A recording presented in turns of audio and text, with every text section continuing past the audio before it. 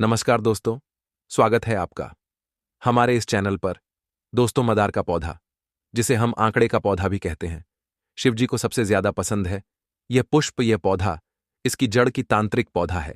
यह जिसको हम मदार कहते हैं, आंकड़े का पौधा कहते हैं, ऐसा कहा जाता है।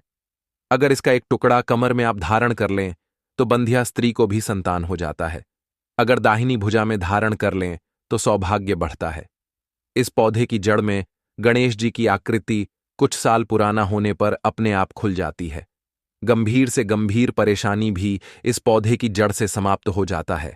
और घर की रक्षा के लिए, तंत्र क्रियाओं से बचने के लिए इस पौधे को अगर अपने घर के मुख्य दरवाजे पर लगा दे तो नजर दोस्तों, तंत्र प्रभाव, टोना टोटका सब समाप्त हो जाता है। दुष्ट ग्रहों का परिवार पर असर नहीं पड़ता है कि तुम और मदार के जड़ को बहुत सारे प्रयोग है, लेकिन इस पौधे में फल भी लगता है। आपने देखा होगा, सूखने के बाद रुई की तरह होता है। तो मदार का पौधा अगर आपके घर के बाहर अपने आप उगाया है तो आप बड़े ही भाग्यशाली हैं। नहीं हुआ है तो आप लगा सकते हैं।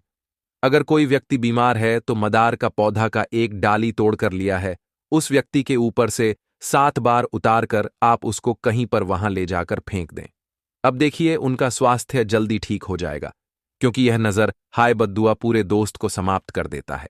तो इस पौधे में अद्भुत चमत्कारिक शक्ति है, जो जीवन के हर परेशानी से, यह समस्या से आपको बचाता है।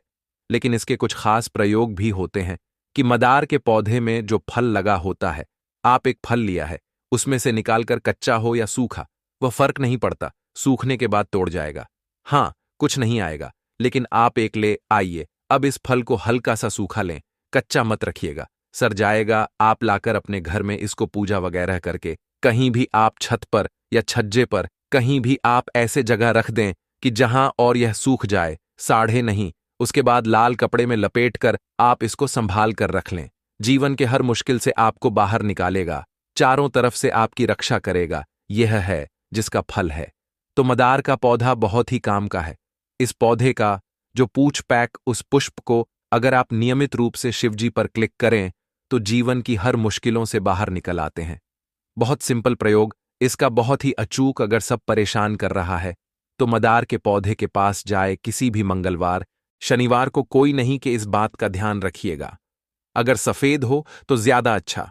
अब उस पेड़ के पास चले को प्रणाम करें, वहीं पर बैठ जाए और बैठने के बाद मदार के पेड़ के पत्ता तोड़ लें। तो जितने ही पत्ता तोड़ लें, अलग अलग। अब पत्ते पर उसी मदार की जड़ की जो दूध है, उसी से शत्रु का नाम लिखे में दबा दें।